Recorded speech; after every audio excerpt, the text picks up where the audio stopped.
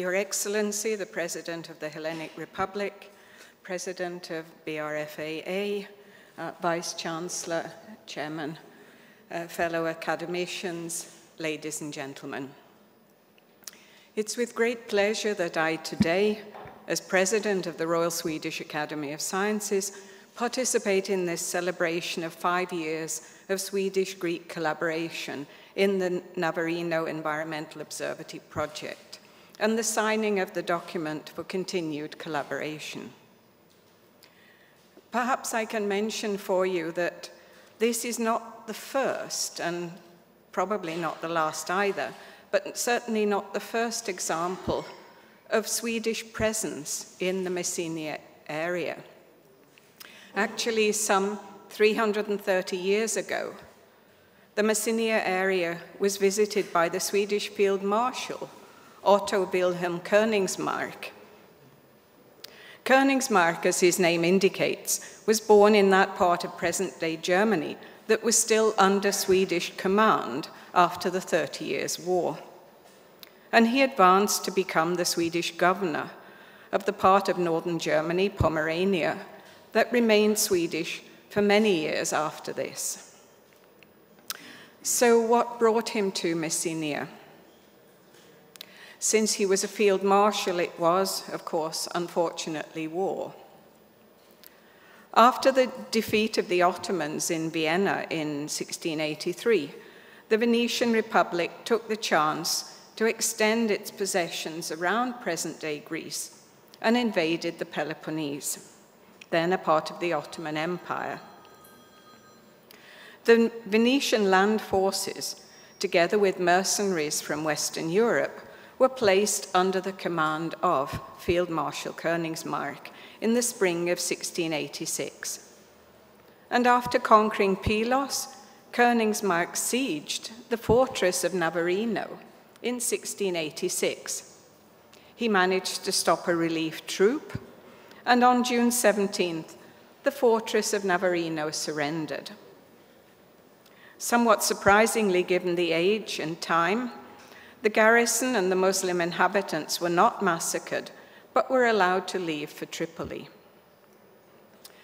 When the war ended, the kingdom of Morea, present-day Peloponnese, was divided into 4 provinces, of which Messina was one, with Navarino as the provincial capital.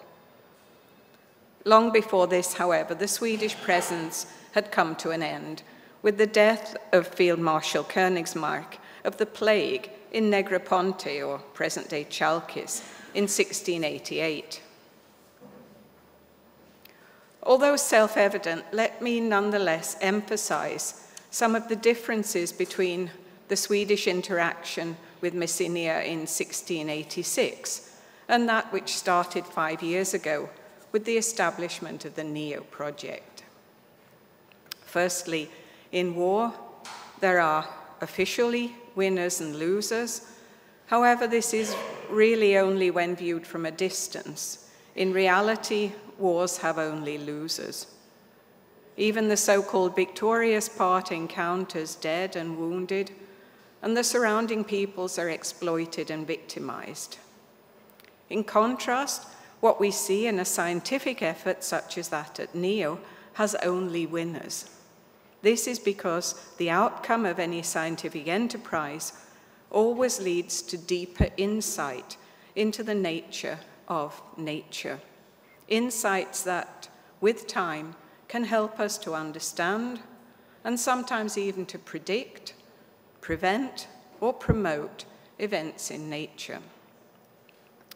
Secondly, the scenes of war are local, even when the wars are large.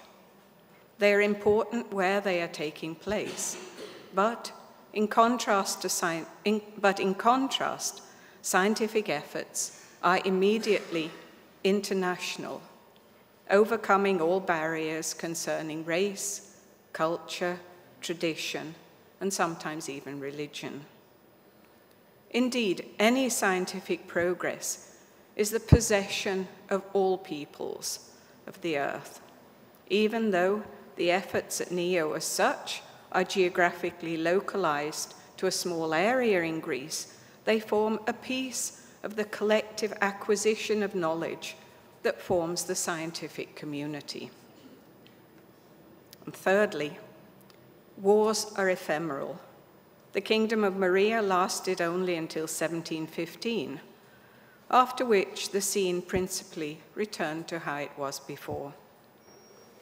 However, scientific efforts are principally eternal, or perhaps more realistically, they will be with us principally as long as our present civilizations exist.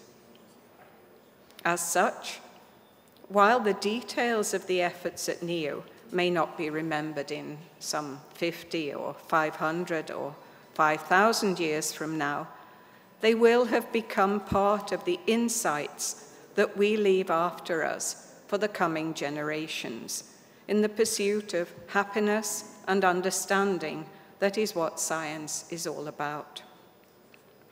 With these words, then, I would like to extend my best wishes for the future of the Navarino Environmental Observatory.